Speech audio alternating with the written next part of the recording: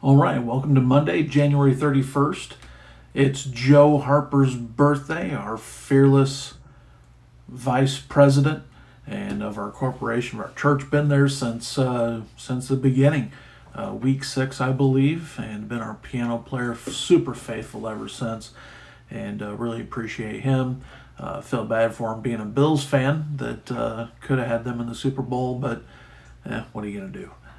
Send a note over to the old guy and let him know you're thinking of him and wish him a happy birthday. Today's reading is Exodus chapters 18 through 20, so we'll go ahead and hit those. And we'll stop licking your foot. Chapter 18, we get to Jethro, Moses' father-in-law, brings Moses' wife and children.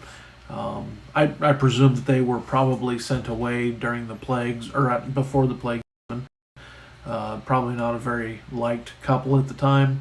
I think that, speaking of Joe Harper, being that he was a radio DJ there for a while, he probably knows or could suggest what Jethro's last name is. I'm not sure, though. Jethro sees that Moses is getting worn out and makes some suggestions that Moses implements. Remember yesterday we talked about the Sabbath and the rest? Too many people wear their weariness or their lack of rest as a badge of honor. Get rest.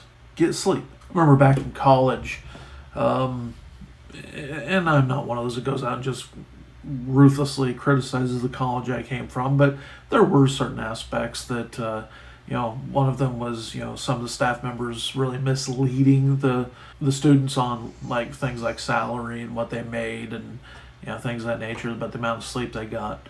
But one of the worst things, I think, health-wise for everybody was...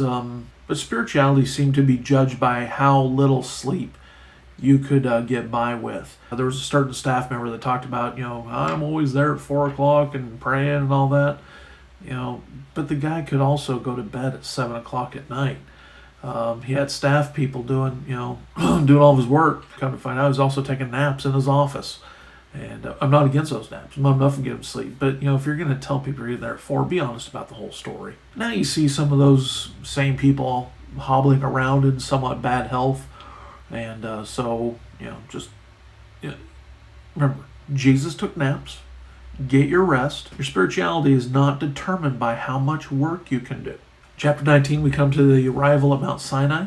God lays out the deal with them very clearly. He states these certain things are what I expect of you. If you do these things, I will bless you. If you fail to do these things and turn your back on me, this is what will happen to you. God laid it out very clearly, and Israel accepted. So now we find the Spirit of God arriving at Sinai, and it is terrifying. Chapter 20, 10 Commandments. Jesus summed the 10 Commandments up this way. Love God with all your heart, mind, soul, and strength, and love your neighbor as yourself. And so loving God is commands 1 through 4. Loving your neighbor is commands 5 through 10. And by the way, we'll state this several times over the course of the next couple weeks. The law never saves. It was never intended to save. The law is not a path to heaven, but a path of conduct. The law is perfect. But the point of the law is to point us to Christ, because we cannot follow this law. It's not my purpose on these videos to get into in-depth Bible studies. And I think you would agree you don't want to sit through that every day either.